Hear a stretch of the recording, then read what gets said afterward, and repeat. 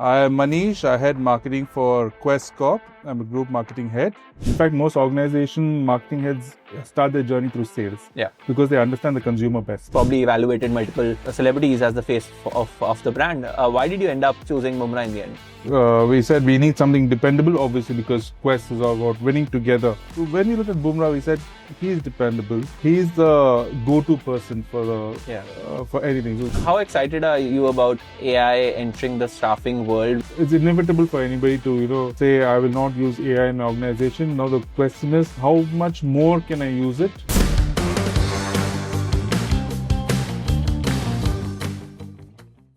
Hey, hi Manish. Thank you so much for doing this. I really appreciate you taking the time out to speak to us today. Would love to know more about, just your career, how it all started, a little bit of intro about you, and then we'll go dive deeper into, campaigns that you've done. Sure, Anupri. Thank you very much for having me. I am Manish. I head marketing for Quess Corp. I'm a group marketing head. And I'm glad that, to be here with Anpreet having a chat about about marketing and my journey.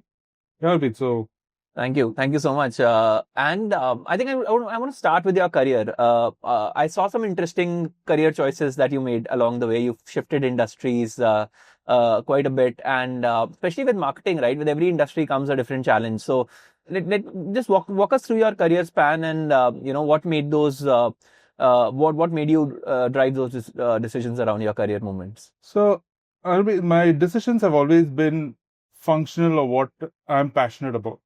So I've always been passionate about marketing so when I started my career, if you look at and with my goal saying I want to be a CEO at the end, so it would be most marketeers would land up being CEOs at that point in time. Now, obviously things have changed, but the landscape was like, I want to be in marketing and I was passionate about marketing. So I was very clear that I want to be in marketing. Though my career started off as heading CRM for Landmark Group, doing their entire backend and their loyalty program for their brands. So that's how I entered Titan, because Titan for the eyewear business wanted a CRM. So I started off my career with CRM, then went on to become a product manager for their eyewear business for the lenses and contact lenses part and sunglasses. So when I took over the sunglasses part, I had a lot of opportunity to work on the brand aspect. So the first part of my journey was more with numbers and analytics of data, product, consumer database. But then it started moving more towards branding, positioning of the brand, product positioning, understanding the consumer. So once that started coming in, I got a lot more excited about marketing and being in the field. The interesting part, like you rightly said, is the irrespective of the industry, the marketing principles remain the same, but it's just about how you play it, depending on the category, the landscape, the competitiveness, what is your market share, what is each company's objective. So that makes the journey a lot more exciting, because what a Titan would build their brand a lot more, but while I was in Quest, it is more about building engagement with your clients. And it's not just clients. When you do a B2B, especially when it comes to Quest, you look at all stakeholders, including your employee. Because in a brand like Titan, people like Tata Group, Titan is like a household name in the mind of the employer consumer. While in Quest, it is a lot more work. We're a young company and B2B focused. We become number one without doing too much branding. Exactly. So why should they bring in marketing? So that becomes a question in Quest. Yeah. While in Titan, the first thing you say is brand. How are you going to build this brand? And how are you going to keep your customers happy with the product? But in Quest, will say, why should we market? We've already become number one without marketing. So then the question, we have to explain as to, or pitch in a way saying that, it's in the mind of the employee. How does the employee look at the brand? How is your client looking at the brand? Will it become effortless if you build a brand? Today, Quest, yes, I want a Quest to pitch for staffing or contract work. But in future, if I build a brand, then they will say, let Quest come and pitch first. Then we'll see the others. So the conversation changes. Interesting. And we have Quest at the moment is a conglomerate of so many services that, a lot of people might not know, because we are in a number of brands in the BPO, in the FMS service, in foods. So what it helps is when I build a brand like Quess, and when they say I'm a company X from part of the Quess group, Yeah. so conversation like, oh yeah, I've heard of Quess, I've seen you there, or you guys have signed a celebrity like Bumrah. So it becomes easy for these smaller services also to have a conversation. So your foot in the door becomes a lot more easier, and that's what brand does for you. Employees start, there's a lot of pride when you work for a brand rather than just Correct. a company name, Correct. however large you might be. But if people say, yes, I've heard of the company you work for, I've seen your company, Yeah. I've seen their ads, I've seen the celebrity, Yeah. then there's a sense of pride for you Yeah. and for the family. However evolved a lot of Indians are, Yeah. still Yeah. holds that. Correct. Even today, I'm sure a lot of people in my time, though, working for Tatas Correct. is still a big deal. Yeah. Yeah. Yeah. Even today, I'm sure it's a big deal for a lot of Yeah. youngsters. Yeah. Yeah. So that sense of pride in the family, a sense of security, Yeah. build, and that's what brand does to you. And Yeah. so that, like in a B2B, it's a lot more than just client itself. There's client, there's employee, and there's even media. So media would say from PR perspective, why should they cover Quest? So once they start seeing that there's a lot more engagement, a lot more visibility of the brand, Yeah. they want to cover you a lot more. And your investors will get interested in once their visibility appear. So this kind of end-to-end looking at all stakeholders in a B2B is very different from what I've done in a B2C most of my career. So apart from in my 18 years journey, I think 16 years I spent in a B2C, but only the last 2 years. Yeah. So in a B2C, you're completely focused on the consumer journey. Where how do I build an awareness? How do I increase sale?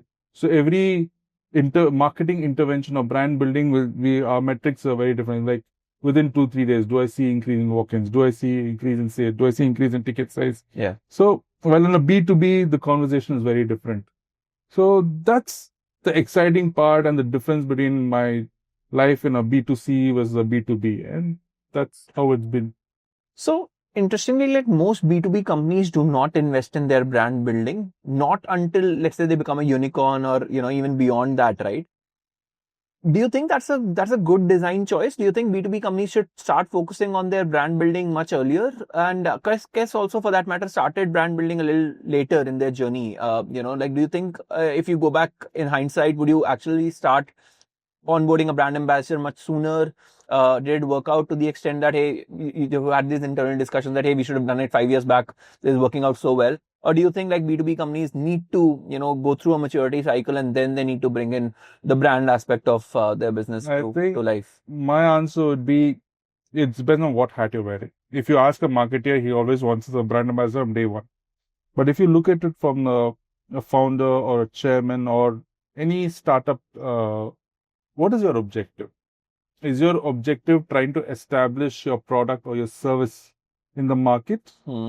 And do you have the kind of funds, the backing to burn through? Do you have to burn through? You don't have to at most time. And now B2B, you might not have to burn through. Yeah. Because the competitive landscape might not be as much as a B2C or a product-led. Today's startups are, it's very crowded. Yeah. In most sectors. There you might have to burn change of consumer behavior. Yep. If there's a consumer behavior change, you might need a brand ambassador. You need to burn on media, or you need to spend a lot more on building the brand ambassador, etc. If you're not changing the behavior, you're just putting your foot in a landscape where the competition is not too much. Yeah. And you have a good differentiated product or service. Yeah. You can go through and say, I have a service, I am better. These are my USPs. Then you reach a stage saying, why should I keep pushing for the client to call me for a pitch? Yeah. Why isn't the client calling me for a pitch? Once you reach a certain stage, yeah. And then you say, I still want to grow at this rate. Yeah. Whatever it is, 15, 20% year on year. Yeah. Then you say, what is the next lever? That's when you say, I want to build a brand. Because your first focus is client. Yeah. Then you'll say, okay, now that I've built my brand to like Quess, when we signed Bumrah, we were like $2 billion company. So if that is the kind of size of company, if I take it to the next level, What do I need? Now I need my employees to feel the passion of Quess or pride of being with Quess. So that's my next job. In the first few years, it's all about getting the business, increasing your client base. So it is depending on the depending on the service of the business you're in, depending on the competitive landscape, and depending on the sector. Got it. So I think that's the way to play. So I think your business has a B2C angle to it as well, where you're trying to, let's say, attract, talent to the company. Where like reaching out to masses with a brand ambassador definitely helps. If you were a pure B2B company, let's say Salesforce, and I'm taking an example of Salesforce because they also have Rahul Dravid as a brand ambassador, and not many many B2B companies like Freshworks or Zoho have brand ambassadors, right? And I think my reason for, let's say, that design choice would be that I have a limited TAM. Like Salesforce needs to sell to only 500 CROs or 500 CMOs in India, and they'll be done. So they don't need to, let's say, reach out to my parents, with a pitch, right? Like they don't need to know Salesforce, for example. My parents don't need to really know Salesforce, and so they might not attract masses with their and do massy campaigns on television, on billboards, etc. But that is changing. Is also like I'm contradicting my own statement by saying that Salesforce actually got Rahul Dravid. So if let's say you were a hardcore B2B company with like a TAM of 5,000 people and a list of those 5,000 people already in front of you, and you knew that, hey, all I have to do is get business from these 5,000 people and not from, let's say, the other side of the business where you are trying to attract, talent towards Quess. Would you still go with that approach of getting a brand ambassador, or do you think the business decisions change based on the kind of business? Again, like I said, stakeholders are different ways. If I'm only looking from client perspective, I might say maybe not. But on the contrary, you are saying if I have a pool of 5,000, where do I want to also, where am I strong? I'm today strong in the BFSI segment and manufacturing and retail. Is there a sector that I want to focus? Right? How do I enter that space? So there's a lot of it's not a straightforward answer to say, would you still consider just because you have a client base of 5,000? Now, the other thing is the client might not all clients stay with you for a long period of time. And another, there are also some of the large global clients, as I would put it, they would have a global mandate with some of the organizations. There is also a stage where Quess has reached now. We've started saying before we still say we are India's leading business service provider, but now the narrative is slowly shifting towards we are a global player. We are by headcount number 3 with 6 lakh employees. So once your narrative changes that you are a global player, now whom are you talking to? Once you say global, you're not just talking to the mid-size, but now you're talking to global organizations. So when that narrative changes, you need something to give that push to the narrative. Got it. So that's where a brand ambassador helps you get the message across. Got it. And builds trust. So another reason you bring in a brand ambassador is how do you say, okay, if you have somebody like a Dravid for Salesforce, something like a Boomra for us, it says that means is an organization of repute and somebody I would love to do business with. Got it. My stakeholders are not only the CEO. So CEO is a decision maker most of the time. So, but I don't pitch to the CEO. I pitch to the either CHRO or the admin people. So how is it for them? So they'd have to internally convince that Quess is the place to go with. And if the CEO has heard of Quess in either from brand ambassador or from any of our PR narratives, the decision says, oh, that's a company of repute. And for them, it's easier to get off a signing or sign off on the paperwork. So there are a lot of things that we don't look at from the outside, but it helps move the needle quicker for us and make it easier. Got it. And this is interesting, learning for other B2B companies, because I've done B2B marketing and sales throughout my career, and it's like not as sexy as B2C marketing. So you get a brand ambassador, you do like high production cost shoots, etc., and you're on television. Everyone knows about your company versus B2B. You build a $5 billion business, but no one knows about it. Your parents don't know what you do. Right. So I really like how now a lot of B2B companies are adding that, like sex appeal to their brands at some point. I think just want to know more about Boomra and your choice. I'm sure you had multiple choices and you probably evaluated multiple celebrities as the face of the brand. Why did you end up, choosing Bumrah in the end? So one of the everybody, I think, when you start looking at celebrities in India, you either do cricket or you do Bollywood, Tollywood kind of a cut. So for us, the first cut would be how do I reach every, because I have associates as well at every tier 2, tier 3 towns. Now I'm getting more tier 3 employees than tier 1 and tier 2. So given that if I have to do any sort of advertising in terms of jobs for them, how do I reach out to the smallest of town, tier 2 or tier 3 types? And what cuts across India, even though there are movies, but there is also a regional like Telugu and Tamil, Kannada. So each of them, so if you have a brand ambassador from Bollywood, it might not cut across everywhere, but cricket cuts across. Yeah. So that was one clear thing saying that cricket. Got it. Now, once you have cricket, okay, obviously budget is going to be cut, but if you look at the players, who is that one player or what does Quess stand for? Yeah. Our tagline is winning together. That means to win together, you're a dependable person. Yeah. You're the go-to company. So who is the go-to person in cricket today? Current cricket team, yeah. When we looked at the entire, we said we need something dependable, obviously, because Quest is all about winning together. And as a client, you would want a partner who helps you win the game or take the burden off or be the most productive partner in your business. So, given that, when we looked at who are the players who are the most dependable Correct. in the current Indian team, I don't think, we've seen the Border Gavaskar series, so it was almost like Bumrah versus Australia. Correct. Yeah. So, when we looked at Bumrah, we said he's dependable. He's the go-to person for anything. So Quest is a go-to company for staffing. Correct. So Bumrah is a go-to person for India when we have to win matches. And he brings in, he's not aggressive, and Quest is not an aggressive company. So we have, we are agile, and that's the way we do business. We are not going to be shouting loud, or we're not the bully kind of a company that comes across. So, and that's another reason why, he quietly gets his job done. Yeah. Right? But it's not that you can walk over the guy. He's coming, he'll break your wickets. But at the end of the day, looking at his personality and how Quest operates, I think the synergies were perfect. So, and we also looked at saying that, he's a family man, no background, no controversies. No controversies. Yeah, lovely guy. So, when you have somebody like that, I think it was a natural choice for us.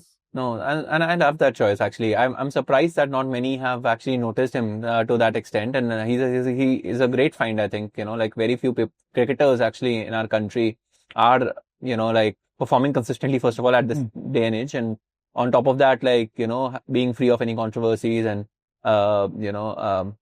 getting consistent love from everyone, right? I don't think he has any haters. Like, it's very hard to be a celebrity without any haters at all. So that's lovely.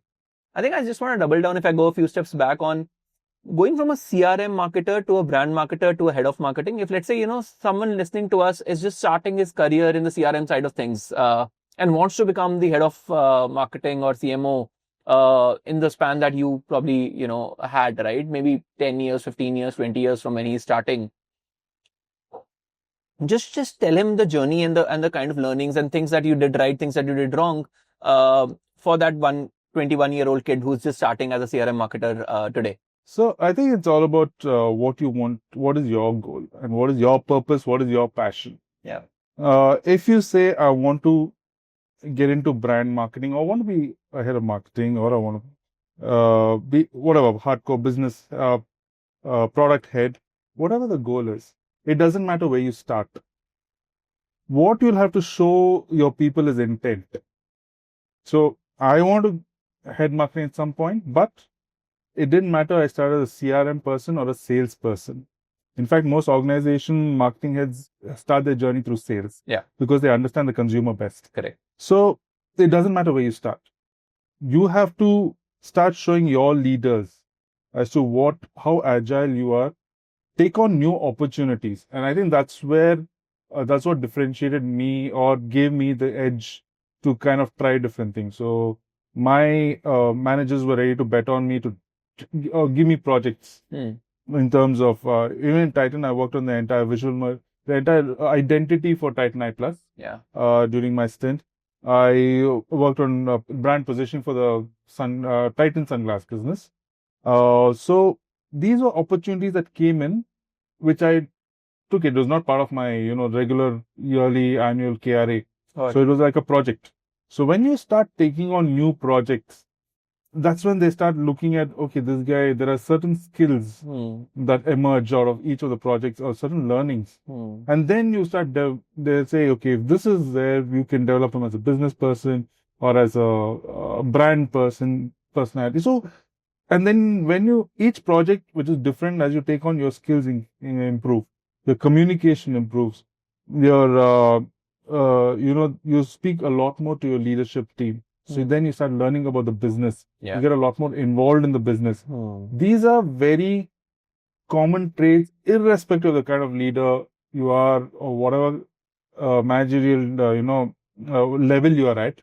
You will look for people who are agile, who are ready to take on new things, and who will get the job done. Yeah. So as long as you showcase these qualities, Yeah. I think you will get to wherever you want to be, even if you don't start. If there is no ideal, I would say, just coming back to your question, there is no ideal roadmap. Yeah. The ideal roadmap would be, okay, I finish my B school, I get into sales, and then become a marketing manager, brand manager, then move up the ladder. So that's ideal. But it doesn't have to be that way. Got it. I think agility is important. You have to keep learning. You have to perform better than your peers. I think those are the things that I'm hearing. It is, very important, but sometimes it's also best to find your niche. Yeah. So learning is, like I said, if you take on new things, learning becomes automatic. Correct. So if you take on a project, like if you're marketing today, if you're going to take on a project in AI, or digitization of your processes. Correct. So naturally you will have an edge. So that's learning. Got it. So you don't have to always do courses. Yeah. But if you take on new things, if you're open to new opportunities within the business, and today's fast-growing businesses always have opportunities. Because you can't keep recruiting for every small project. You would want somebody to double hat. Got it. And these are opportunities you need to jump into. And once your leader, manager knows that you are the kind of person who will take on something new, they will always throw it at you because they want someone who's hungry for it. So learning it becomes a natural learning curve, and they'll bet on you for leadership roles. They'll bet on you they'll push you for any promotions, opportunities. So that's how it is. If you were to, plan a campaign for a B2B company that is young, I wouldn't say is starting, but let's say is young, right? What would be the steps to plan that campaign in your mind, right? What would be your first step towards envisaging that campaign, and then how would you go about executing it? How does like someone like you think about building a campaign for a brand that is not as known in the B2B world? Because I can't ask this question to a lot of people because not a lot of people have been able to do that. And so I'm just being a little selfish about asking this question because I'm a B2B marketer as well and I'd love to learn from you. Sure. The way I think, it doesn't matter if you're a young brand or an older brand, but it's the objective. Once you set an objective, saying what does the brand need at this point in time? Yeah. Do I need to increase awareness about my product, or do I want maximum app downloads? So that objective has to be set. Sure. Once that objective is set, then you'll say who's the TG you're going behind. Okay. Is it a new market? Is it a current TG? Once you have these two in place, then you will say what is the media that you need to, in terms to connect to that TG. Got it. And what is the kind of content they're consuming today. Yeah. So I think if you look at objective, TG, and media, then you'll connect back and say what is the kind of campaign, what is the kind of consumption that happens, what is the best way to grab their attention. I think that's the way I would look at it. And for a young brand, it is always, they're hungry for more, to get into the game quicker. So is a digital medium? What part of digital media? So where is your consumer today? So that becomes critical. I think media more than, and do you want, the other part is in the old, the old school of thought of brand building, there would be more story and narrative building. Yep. Yeah. So what do you stand for? While today's young B2B brand, do you want to build a story like that? Yeah. Is it required? Or do you just go into the market and say, this is what I do for you.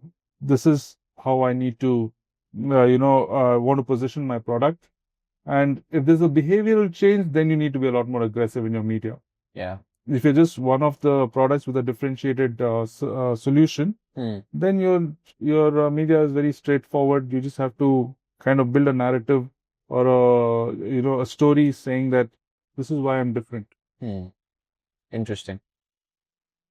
And then how does it change from, let's say, an industry like Titan to an industry like Quess to an industry like Hercules? How does the campaign planning change, or do you think the fundamentals remain the same? Fundamentals remain the same, but how you look at it, like I said, most of it will change from your objective, because when I was in Titan and in the eyewear business, so the challenge there was, how do I build Titan I Plus as a go-to brand? Because as soon as in those days, 2005, 2007, uh, Titan would mean watches straight away. Correct. That's it. So even when we had around 70, 80 stores, people would come into a Titan I Plus store and say, "Mujhe a watch chahiye." So how are you building Titan I Plus as a brand? Yeah. One. Second is, watch is more of an accessory. Eyewear is a serious business. Correct. Yeah. So how are you building that narrative? So what changes there is, how are you more serious? It is a more serious product. It's a more involved category. On the other hand, if you go to Hercules and Cycle, it's more of a flamboyant, because I'm looking at a teen kind of a boy who wants to show off with his cycle only because he can't have a bike due to legal reasons. So how can I make my bicycle look as fancy as a bike, and I can do stunts? And how can I make it look as flashy with colors? Got it. So it's almost like it's like apparel. Yeah. So how quickly can I keep changing the colors, bringing new designs ahead of my competition, and to gain market share? Yeah. So each one has its own challenges. So here I want a market share, because cycles is a category that is there. And Titan is more about saying, how is Titan I Plus more serious in the eyewear business? Yeah. Serious category. How am I bringing expertise with my technology, with my design fashionable eyewear? And it comes in a B2B, it is very different. Yeah. You are saying, how am I a trustworthy partner for you? Yeah. So your complete narrative changes, your storyline changes, and the TG, what you speak to them, how you speak to them is very important. And then I think, you did a very non-traditional AI campaign with Gan.AI with us recently. How did that shape up for you? Like, how did you even come up with that idea to begin with? And then how did it perform for you? So what is interesting is, when the routes were being pitched by the agency, they said, why don't we use AI to, have a conversation with a lot of your associates? And they took up your example of the Mondelez campaign with Shah Rukh Khan. They did, you guys did 5-6 years during COVID, just after COVID. When we looked at our campaign, we said, okay, our campaign, if you look at it, it targets the client.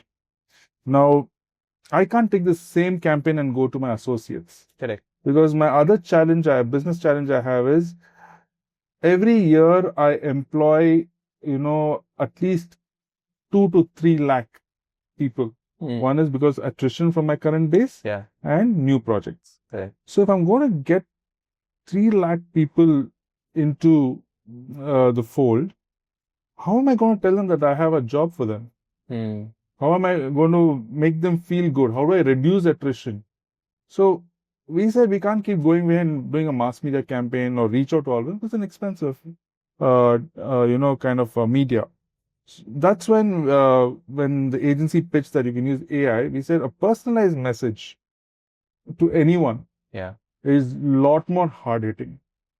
And given a, we are moving away from mass hitting or mass targeting to personalized targeting.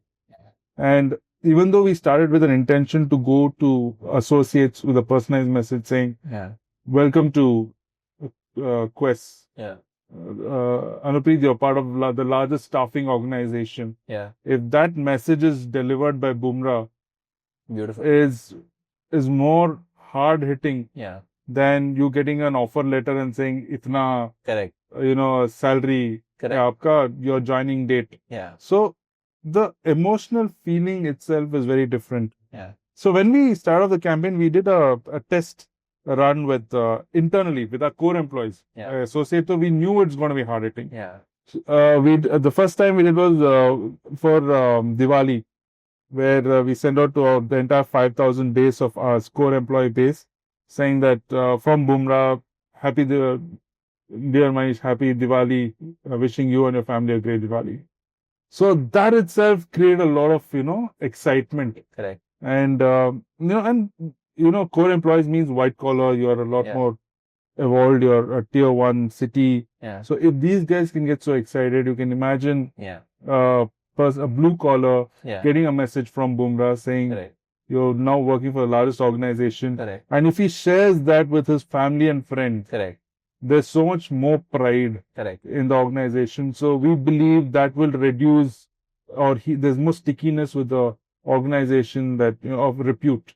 Yeah. And he'll say, I don't want to change my job for every 500 rupees, because at the end of the day, that's what happens. Correct. In a blue collar. Yeah. So I would rather stay with a company that gives me the benefits, and I think of it a little more like a 3-4 year horizon than every 6 months. Awesome. And what scale are you running these campaigns at? So what we've started doing is we've started doing it for every new joinee, and we typically do close to around 10 to 15,000 joinees per month. So that's the kind of thing, and that's where you have a message with Bumrah picking up a jersey with his number 93 and personalized name. Nice. So if I have joined the organization, say Manish will and 93, and then Bumrah will say, Manish, welcome to Quess. Yeah. India's largest organization, staffing organization. So that's the scale we are looking at. Interesting. And how excited are you about AI entering the staffing world? Where else do you think it can make an impact? And do you think it's an efficiency tool for your industry?